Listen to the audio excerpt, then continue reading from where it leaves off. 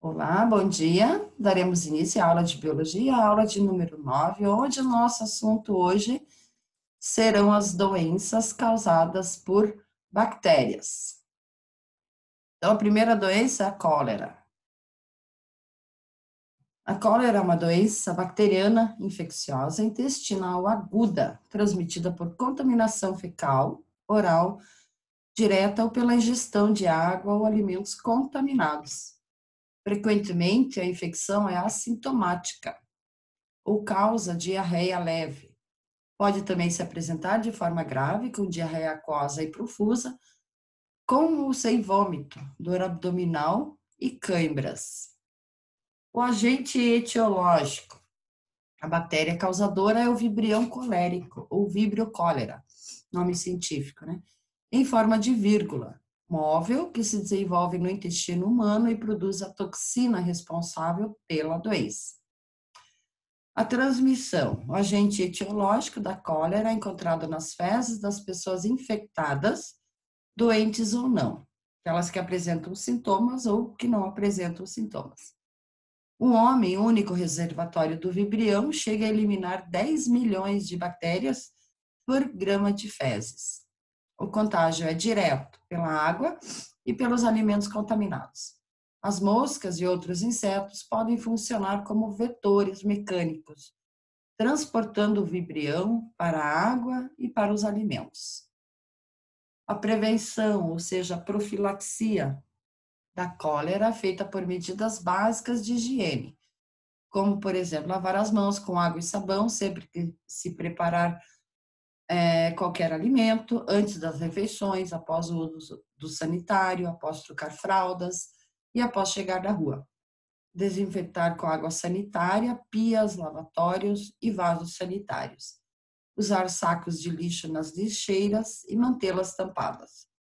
Frutas, verduras e legumes devem ser bem lavados e deixados de molho por meia hora em 1 litro de água com uma colher de sopa de hipoclorito de sódio, que é água sanitária. E as carnes vermelhas devem ter controle sanitário. O tratamento é simples e deve ser realizado mais próximo do local onde o sintoma se iniciou. A cólera requer pronto atendimento médico. Os antibióticos, sempre sob orientação médica, devem ser usados por via oral ou venosa.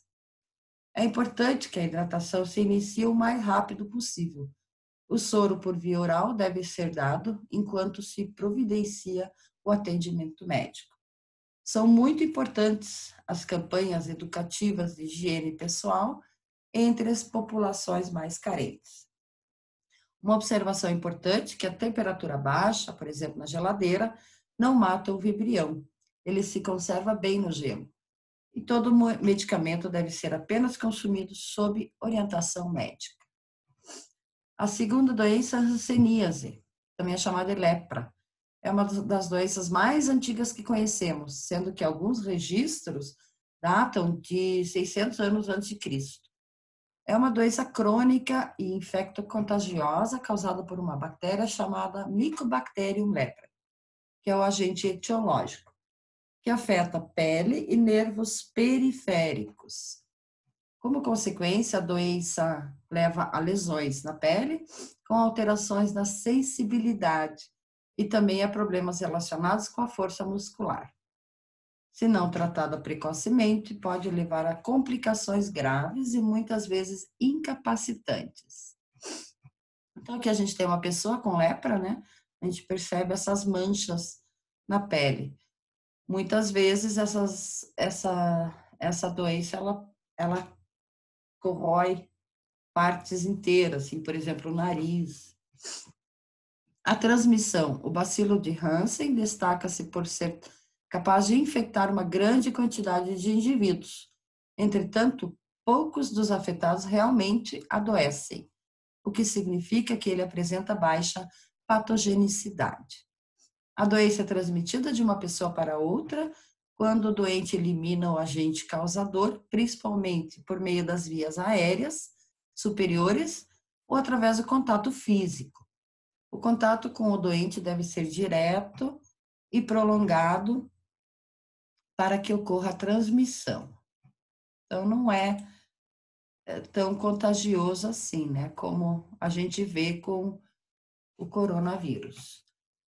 Sinais e sintomas: manchas esbranquiçadas ou amarronzadas e avermelhadas na pele, com mudanças na sensibilidade à dor térmica e tátil. Sensação de fisgada, choque, dormência e formigamento ao longo do trajeto dos nervos dos membros. Pele seca, olhos ressecados, inchaço nas mãos, nos pés e nas articulações, com dor nas articulações, redução da força muscular nos locais em que os nervos foram afetados, dor e espessamento nos nervos periféricos, caroços no corpo, ferida e sangramento e ressecamento no nariz, febre e mal-estar geral.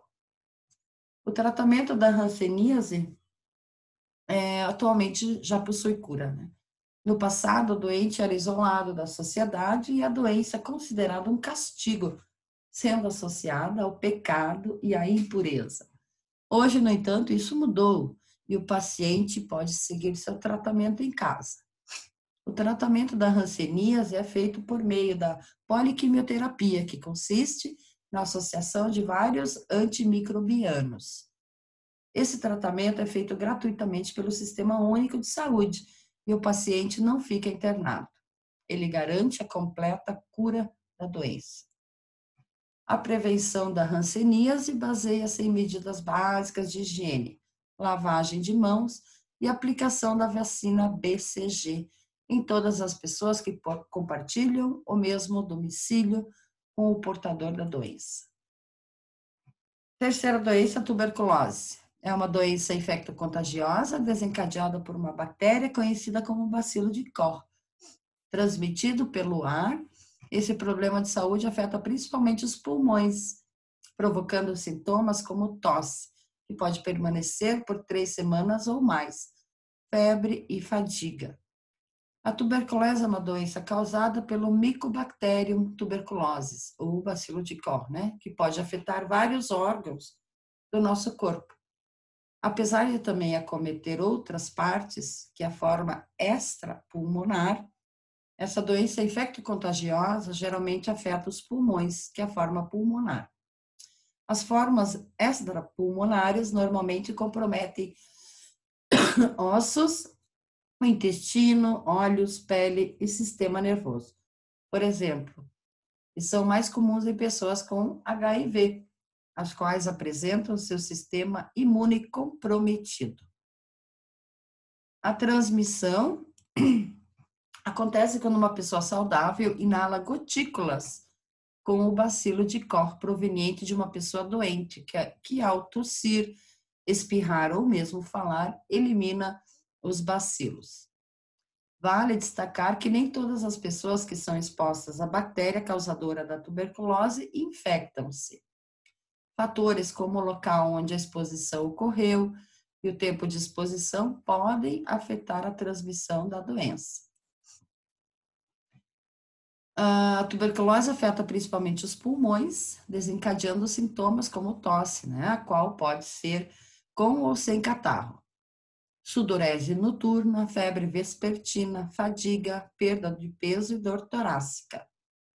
Quando afeta outras regiões do corpo, outros sintomas podem surgir e depender do órgão afetado.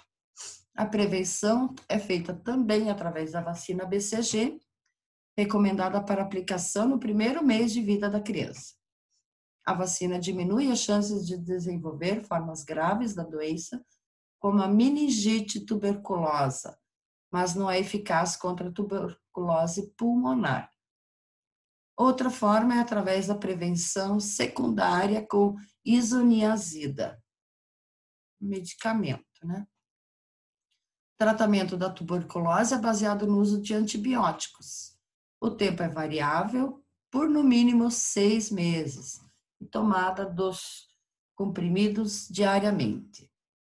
Não pode haver abandono nem desistência no tratamento antes do término, pelo risco de resistência bacteriana.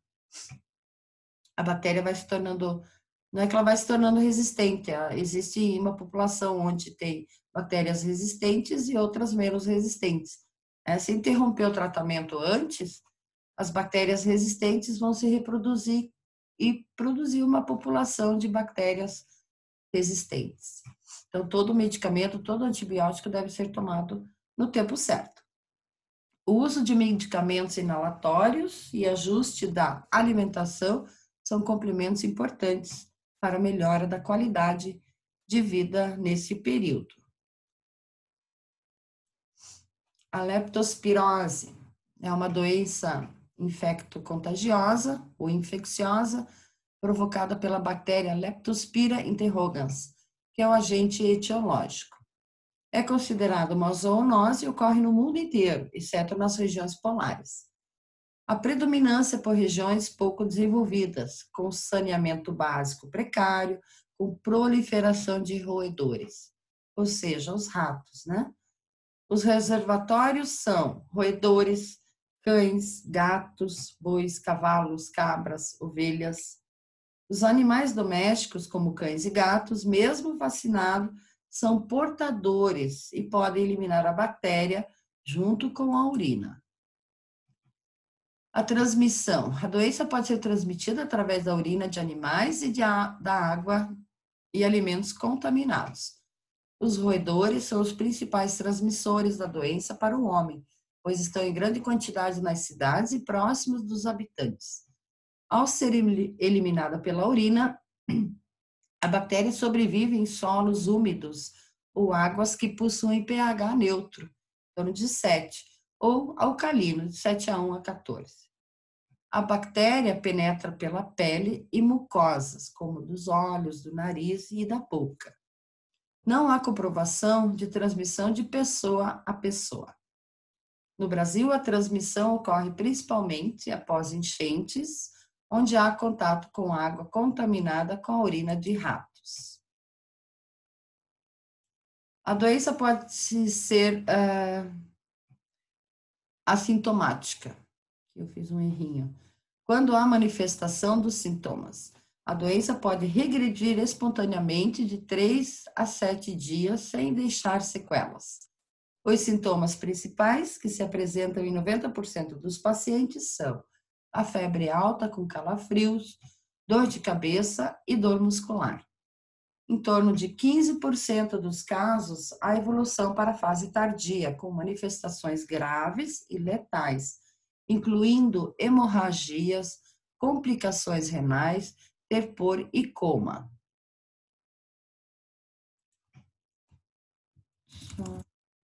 Aqui, o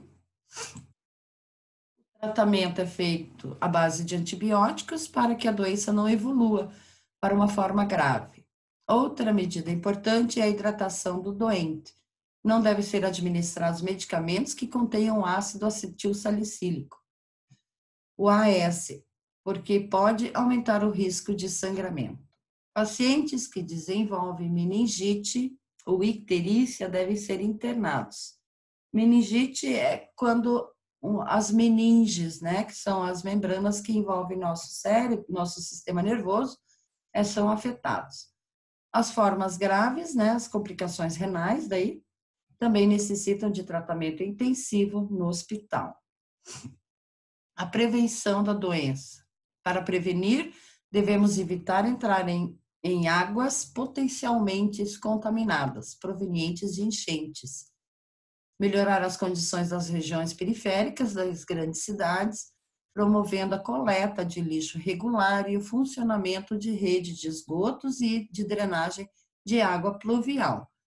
A população também pode ajudar evitando jogar lixo nas ruas, evitando assim que o mesmo caia na galeria de águas pluviais, entupindo-as. A pneumonia bacteriana é uma infecção grave dos pulmões que gera sintomas como tosse, como catarro, febre e dificuldade para respirar. E surge após uma gripe ou resfriado que não passa ou que piora ao longo do tempo. A transmissão da pneumonia bacteriana é muito difícil e, por isso, o paciente não contamina pessoas saudáveis. Normalmente, é mais frequente pegar pneumonia bacteriana por entrada acidental de bactérias no pulmão, vindas da boca ou de outra infecção em algum local do corpo, por engasgamento com alimentos ou devido ao agravamento de uma gripe ou resfriado. Então, aqui a gente vê o pulmão, né, e as bactérias. Até lembra um pouco o coronavírus, né? A febre tifoide, que é uma doença causada pela bactéria Salmonella typhi, que transmite a doença via ingestão de água e alimentos contaminados e contato com pessoas doentes. Os sintomas são febre, dor de cabeça, cansaço, sono agitado, náusea, vômito, sangramentos nasais, diarreia, podendo sofrer hemorragia intestinal, caso não sejam tratadas. As grandes enchentes podem contaminar poços e sistemas de abastecimento de alimentos, podendo causar a proliferação de bactérias. O tétano, as enchentes podem propiciar uma maior exposição das pessoas a ferimentos e, consequentemente, a maior probabilidade de contaminação destes pelos esporos da bactéria Clostridium tetani, liberando toxinas que causam os espasmos musculares típicos do tétano. O tétano não é contagioso, mas a vacina é a única forma de prevenção. A difteria, também denominada croup, é uma doença infecto-contagiosa, caracterizada pela presença de uma pseudomembrana cinza esbranquiçada no local da infecção, provocada pelo bacilo Corynebacterium diphtheriae. Alguns de seus sintomas surgem em razão da liberação das toxinas que este produz. Febre baixa, taquicardia, em alguns casos chiados e tosse ao respirar são os sintomas dessa doença. Gotículas de saliva liberadas no ar, contato cutâneo, ou seja, a pele, né, com a infecção ou com objetos contaminados pelas secreções de portadores permitem a contaminação de outros indivíduos. Tracoma. O tracoma é uma doença oftalmológica crônica, causada pela bactéria Chlamydia trachomonas.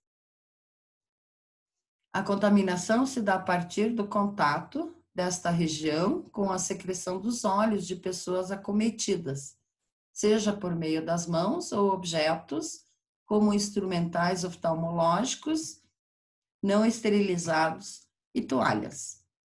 Alguns insetos, como mosca do gênero Hypelades, conhecidas como lambe-olhos, podem ser vetores mecânicos da doença. Os principais sintomas são sensibilidade à luz, lacrimejamento e incômodo nos olhos, sendo que a manifestação de secreções não é regra. Depois, há a inflamação da mucosa ocular, assim como o avermelhamento da córnea e presença de estrias brancas na conjuntiva. O botulismo é uma doença, é uma infecção bacteriana que provoca um quadro de intoxicação grave causado pelas toxinas da Clostridium botulinum. A principal forma de adquirir a doença é através da ingestão de seus esporos. Estes são encontrados no solo, em produtos agrícolas, como mel e defumados, em peixes e outros organismos marinhos.